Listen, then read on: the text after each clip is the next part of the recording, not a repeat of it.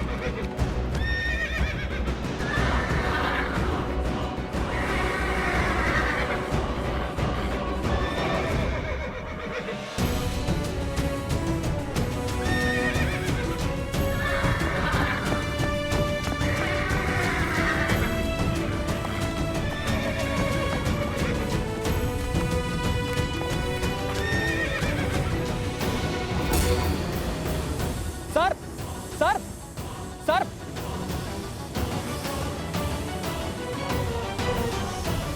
रुको। ये भी जीव है, किसी की कुनीति का साधन। ना ये हमें संकट पहुंचा रहे हैं और ना ही हम इन्हें क्षति पहुंचाएंगे।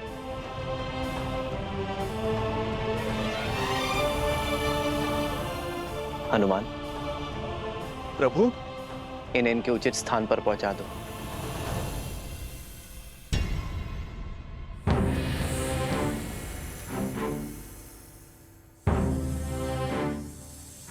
अश्वचैन की पूजा से पहले ऐसी घटना घोर अपशकुन है राम।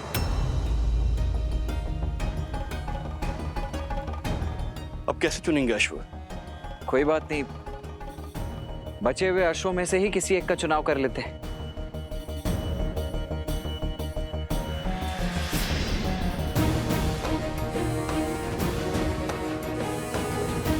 हर जीव अपनी नियति लेकर आता है। हम उनसे साधारण से असाधारण बनने का अवसर नहीं छीन सकते। पहले जो अश्व खो गए उन्हें खोजा जाएगा और फिर अश्वमेध यज्ञ के रूप में धर्म की ध्वजा लहराने वाले अश्व का चयन किया जाएगा। जो आज्ञा महाराज।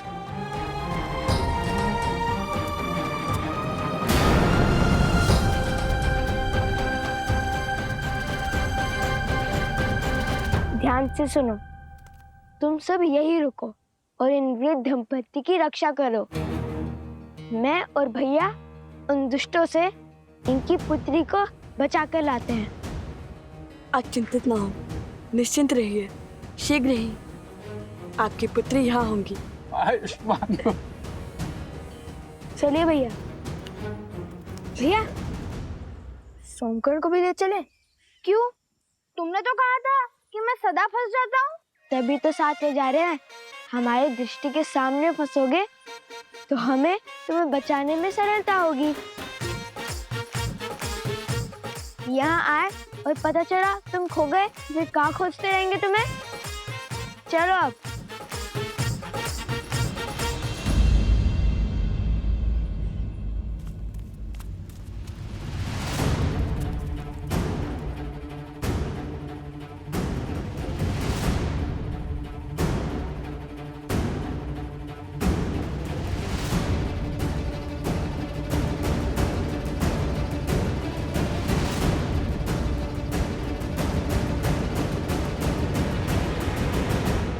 कहाँ रह गए कुछ? शीघ्र आओ। अरे भैया, उन दुष्टों को खोजने का प्रयास कर रहा हूँ।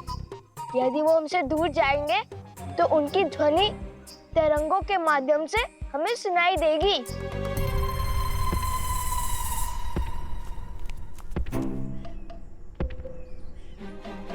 कुछ सुनाई दिया? हाँ हाँ, बहुत स्पष्ट तरंग आ रही है उत्तर की ओर से।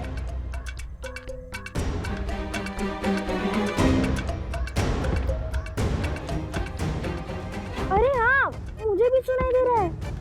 तरंग बहुत ही निकट से आ रही है, अर्थात वो उद्दंडी स्वयं ही हमारे पास में फंसने आ रहे हैं। कैसा पाश? वही जो तुम दोनों ने बिछाया होगा। तुम केवल भूमि से ध्वनि तरंग सुन रहे हो, पवन में आ रही ध्वनि नहीं।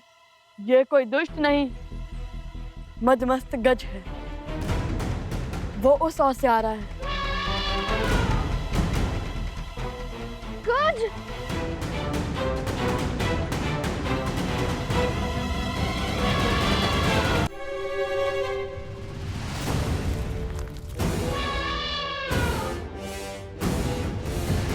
तैयार? तैयार।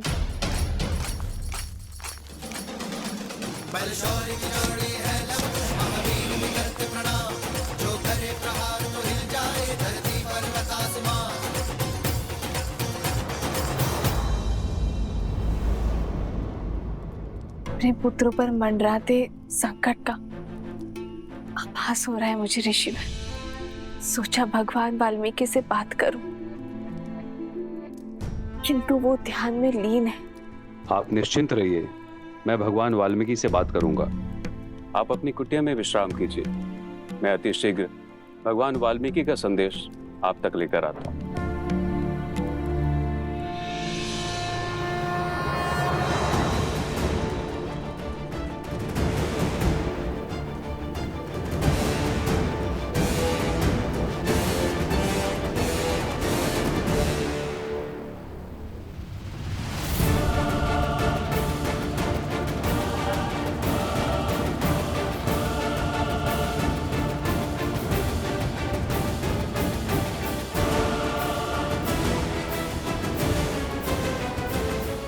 क्यों मृत्यु के मुख में चले आ रहे हो बालको?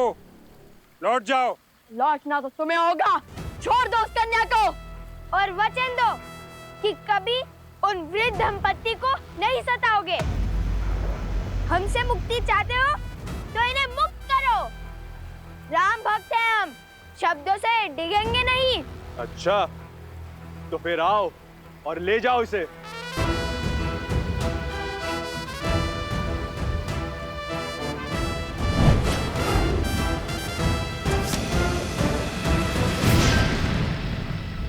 वचन देकर पाप किया है तुमने, दुष्ट से अधर्मी बन गए हो।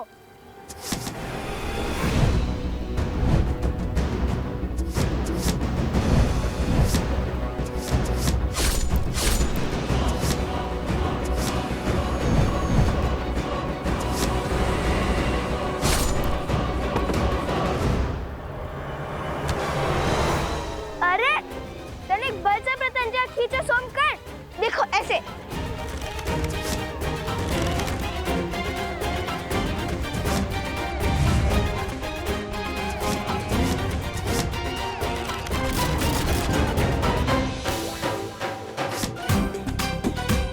सोमकर्ण, अगर तुम उन दुष्टों की तरफ हो तो अभी बता दो। सब कुछ कितना शुभ चल रहा था हमारे राम राज्य में, अकस्मात क्या हुआ?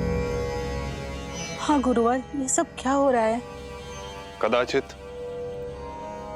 देवता इस यज्ञ से प्रसन्न नहीं है। यदि ये यज्ञ उचित समय पर प्रारंभ ना हुआ तो इस यज्ञ और यज्ञ का संकल्प लेने वाले राजा का कोई मूल्य नहीं रहेगा। बस अब इससे अधिक मैं और कुछ नहीं कह सकता। सबका भला।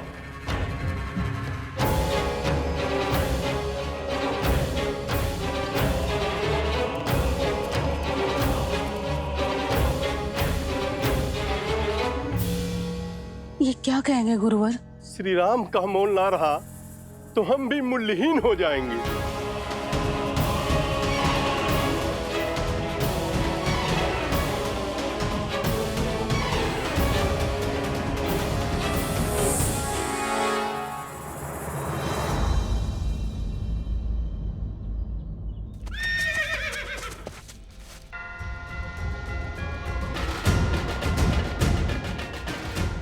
लगता है अश्व आसपास ही है।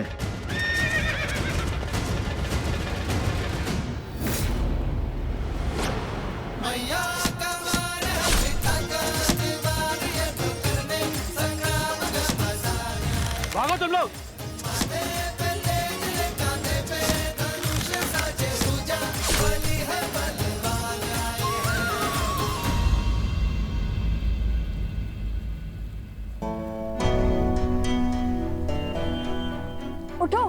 आंखें खोलो। कुश, थोड़ा सा जल लेके आओ। उठो।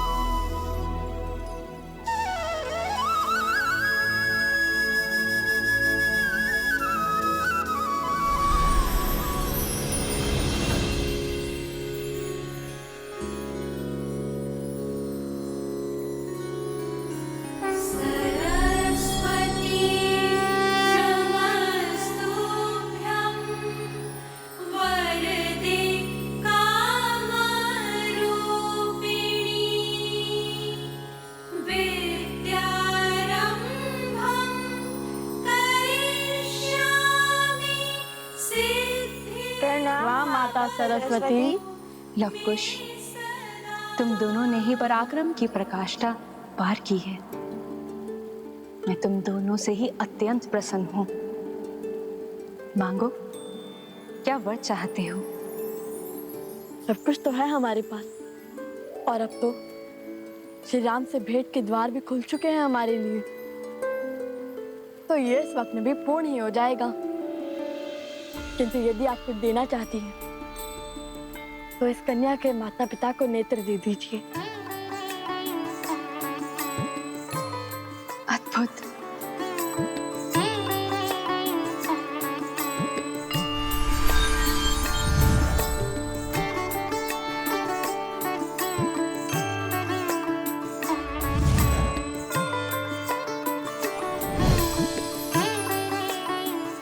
ये भगवान विष्णु का प्रतिरूप दिव्य शालिग्राम है। ये उस दंपत्ति को दे देना, उनकी दृष्टि लौट आएगी।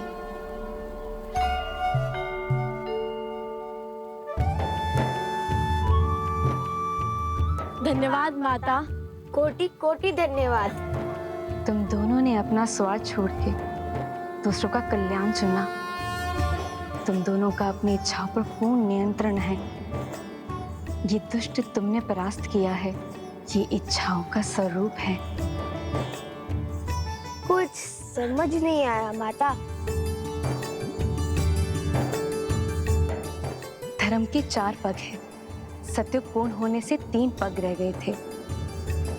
जब धर्म का एक और पग टूटेगा, अर्थात त्रेता पूर्ण होगा और द्वापर युग का आरंभ होगा, धर्म का पालन करना अधिक कठिन हो जाएगा। जिस वृद्ध दंपत्ति की तुमने सहायता की, वो योग एवं भक्ति के प्रतिरूप है। ये दुष्ट वास्तव में इच्छाएं हैं। जैसे जैसे इच्छाएं बलवान होती है, वैसे वैसे ही भक्ति आडंबर बन जाती है और योग केवल शारीरिक श्रम बन जाता है। स्मरण रखना लवकुश, जिसका मन मर्यादा में हो वो पुरुषोत्तम होता है। मर्यादा पुरुषोत्तम तो श्री राम है, और जब तक वो इस भूमि पर है, धर्म को किसका भय? हम अयोध्या जाकर श्री राम कथा का गान करने ही तो आए थे। तो फिर इसलिए मैं अपनी ओर से तुम दोनों को एक भेंट देती हूँ। इसे आशीर्वाद समझ के अपने पास रख लो।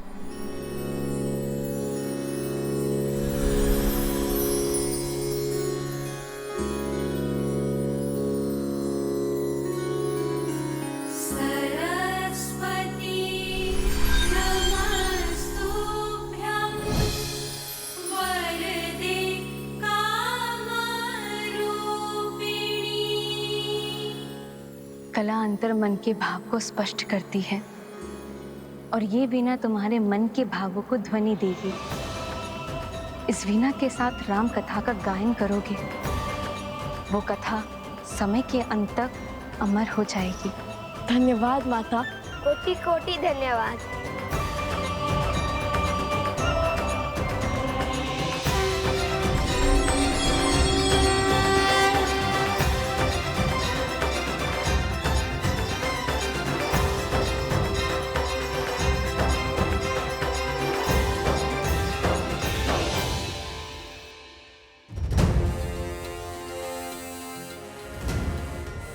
तनिक ऊपर से देखना होगा।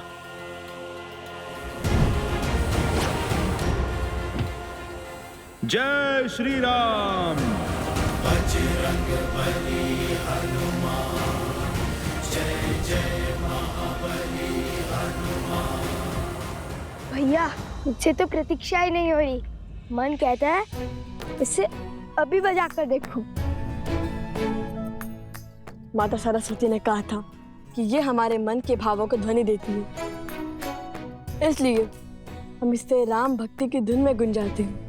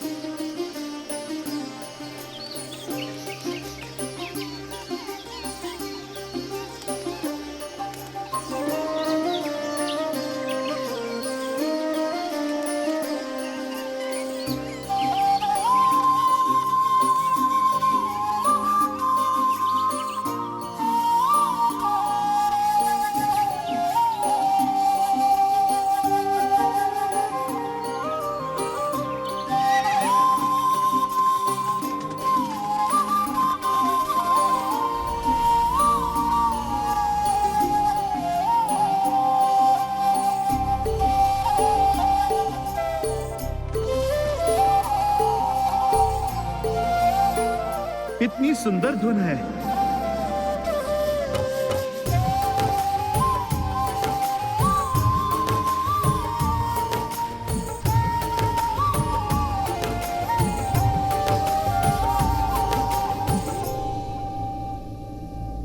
गुरुवर,